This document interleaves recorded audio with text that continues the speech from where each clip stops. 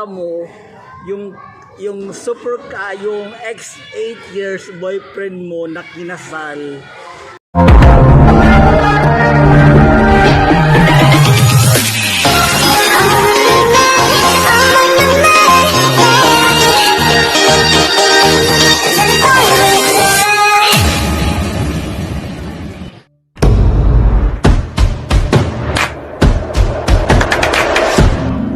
Minsan talaga, ikaw lang makakatupad ng wish mo. What's up guys? So welcome back to my channel. So yun mga alam, so actually medyo alam mo yun, yung makita mo yung super ka, yung ex 8 years boyfriend mo na kinasal.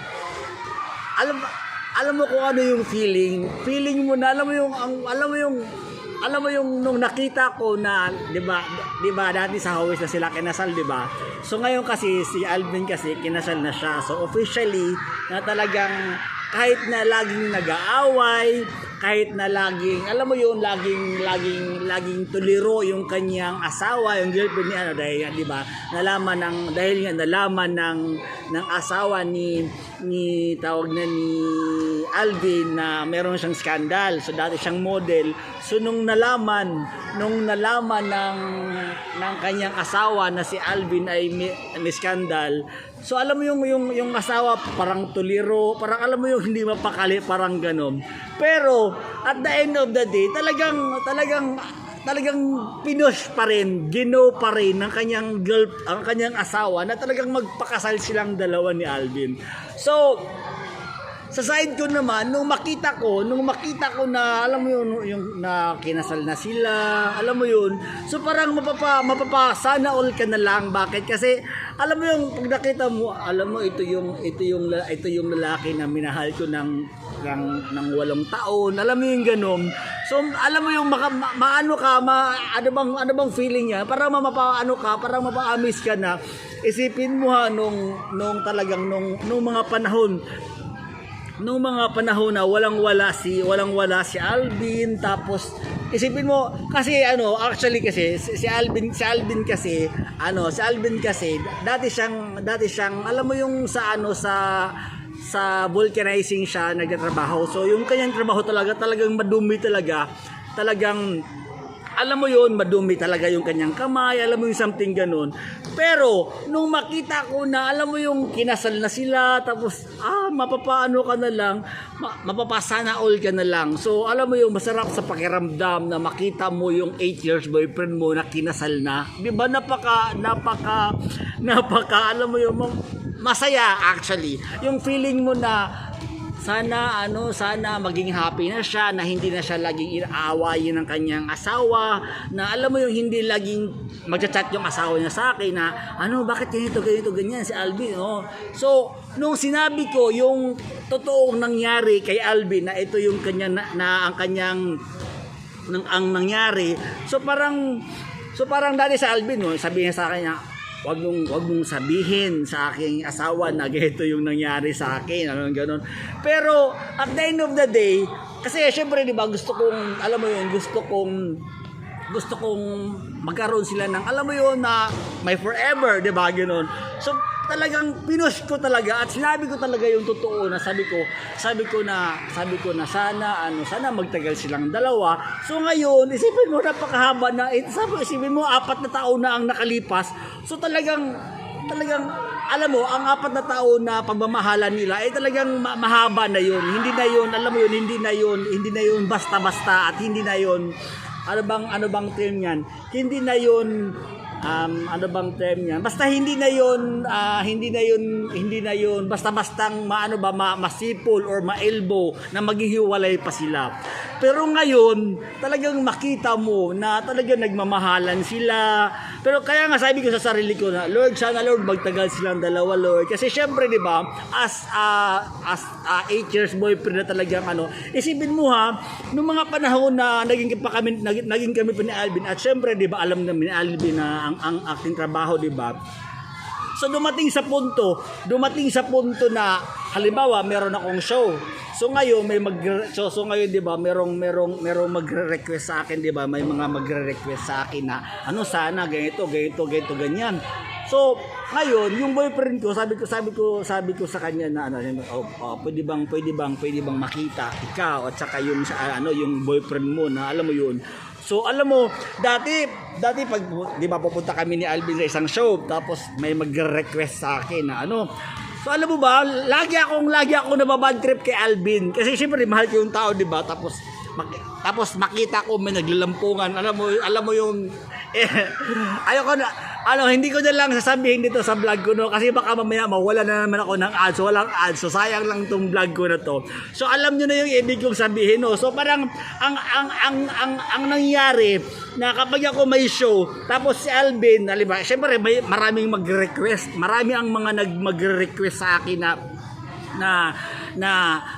na syempre ako, habang ako may lalaki ako, tapos si Alvin may kalampungan din siya, di ba? So parang mainis ka. Alam mo yun, syempre, ano kaya ginawa ni Alvin doon sa kabilang kwarto? Alam mo yung gano'n. So maano ka, mabubuisit ka, mababad trip ka. Pero at the end of the day, talagang kung mahal mo yung isang tao talaga, gagawin mo lahat, kahit na nagsiselos ka na, kahit na nababad trip ka na, ano ka na lang, ano bang term yan?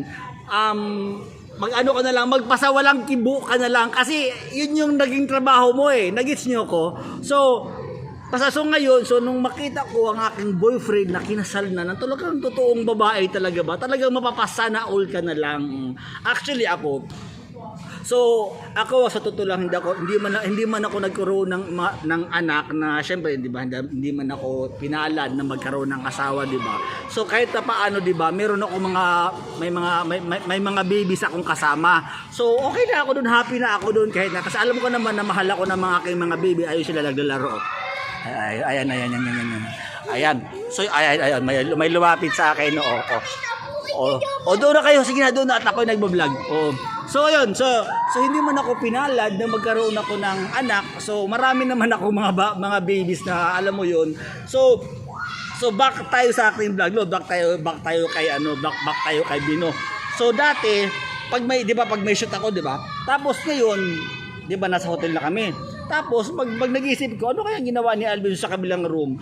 So dahil nga yun ang naging trabaho ko at yun ang alam mo yun ang description o prescription namin. So ano na lang ako, dead man na lang ako. So ngayon, back tayo sa ating vlog, no? Back tayo kay Alvin. So nung makita ko na kinasal si Alvin, alam mo yung happy ka na sabi ko sana magtuloy-tuloy na. At sana may forever. Alam mo kasi 'di ba sa panahon ngayon, kung dati naniniwala kong may forever dati kasi ang mga tao dati kumbaga ang mga tao dati ano bang term yan? Iba ang utak ng tao ngayon at saka dati. Yung ang mga utak nabubulol ako punye mas. So yun, ang utak ng tao dati iba sa utak ngayon. Kasi ang mga utak ng tao ngayon, mga masyado ng mga, alam mo yung flirty, parang ganun. So yun, gusto ko lang i-express yung aking feeling na nakita ko yung aking 8 years boyfriend na talagang minahal ko talaga at inalagaan ko talaga, na talagang meron na siyang forever. Yun, kinasal na siya. Kaya sabi ko, sana maging happy na siya. Sana si Alvin maging happy na siya sa buhay niya, na hindi na siya away ng kanyang girlfriend. Alam mo yun? So parang yun na lang yung lagi kong pinapanalangin sa Diyos na sana hindi na siya awayin lagi kasi yung girlfriend niya lagi siyang inaaway. So yun mga lalab. So ngayon, maybe ito na yung huling vlog ko kay Alvin dahil ayun na nga, gusto ko lang sabihin sa aking mga subscribers na talagang si Alvin ay kinasal na at kumbaga hayaan natin siya, wag na natin siyang disturbuhin kasi tatay na nga siya si Alvin meron ng 2 anak, isipin mo. So happy na si Alvin ngayon. So sana maging masaya kung ako as an ako as 8 years na boyfriend niya. So naging happy na lang din ako sa narating ng aking 8 years na boyfriend. O di ba? Napakasaya, di ba? Pero nung makita ko na talagang kinasal na yung aking boyfriend na si Alvin, talagang naging happy ako na sana hindi ka na magiging flirty, sana hindi ka na, alam mo yun, hindi ka na mapanakit or hindi ka na, kasi syempre 'di ba si Alvin, 'di ba syempre di siya sa Alvin gwapo, 'di ba, sobrang gwapo, 'di ba, at marami ang mga bakla, ang mga sangkabaklaan na alam mo yun na humaling, nagka-crush kay Alvin. So talagang marami talaga na alam mo yung maano ka talaga, mapapaisip ka talaga na halimbawa ako as asawa, 'di ba, asawa ko ni Alvin, kunyari asawa ko ni Alvin, tapos si Alvin alis. So syempre 'di ba mag-iisip ka, saan kaya nagpunta tong hinayupak na to? Alam mo something gano'n, mapapaisip ka kung saan nagpunta si Alvin, alam mo 'yun, kung saan siya nakarating, alam mo 'yun. So mag-iisip ka, pero sana ngayon na syempre 'di ba, ngayon 2023 na, it's been a while talaga na talagang 4 na taon na silang nagmamahalan. At syempre, at yung napangasawa kasi ni Alvin kasi medyo mayaman, medyo talagang maraming pera. So yun, isa din yan sa mga natutunan sa akin ni Alvin na alam mo yun na ano, sa pag ikaw mag-asawa ka, syempre wag kang pumatol sa mga doon ka pumatol sa mga meron. Alam mo yun, hindi ko sinasabing maging ano ka ba, magiging yung utak mo, buksan mo yung kaisipan mo na syempre mahirap tayo, di ba? Hindi naman tayo mayaman. So talagang pumili ka ng talagang taong magmamahal sa iyo at ipaglalabang ka talaga. Ganun ang eksena. So yun mga lalab. So ngayon, once again, sobrang happy ako ngayon dahil nakita ko yung aking boyfriend at talagang happy na siya sa kanyang, alam mo yun, sa kanyang pag-ibig, sa kanyang buhay, may asawa. So wag niyo nating disturbuhin yung kanilang pagmamahalan dahil sana, pero actually minsan like kung iniisip na sana maghiwalay kayo, pero wag na lang, sana magiging happy na kayo. Alam mo ganoon, kasi syempre hindi na tayo pabata ng pabata, kundi patanda na tayo ng patanda. So yun, nais ko lang sabihin mga lalabs na happy ako sa mga narating ni Alvin na talagang mula nung walang-wala siya, na talagang na dati talaga yung kamay ni Alvin sobrang dumi. Alam mo yun, nung nagkita kami ni Alvin sa isang vulcanizing shop, kasi nagpapaano ako ng sasakyan So nung nakita ko siya, na OMG ako sa kanya. So parang gano'n. So ngayon 'di ba, nakapangasawa na siya ng mayaman. So sobrang happy, sobrang nakaka-proud na yung boyfriend mo may, alam mo yun, mayroon nang maipagmamalaki kahit papaano, 'di ba? So yun mga loves. So sa mga hindi pa nakapag-subscribe ng aking YouTube channel, I am inviting everyone to please subscribe my YouTube channel, and please don't forget to hit the bell button para updated kayo sa mga bagong videos na upload ko. Always remember mga lalabs na kung may pangarap ka sa buhay mo, gawin mo lang ito sa legal na paraan. Dahil minsan talaga, ikaw lang makakatupad ng wish mo. Bye-bye!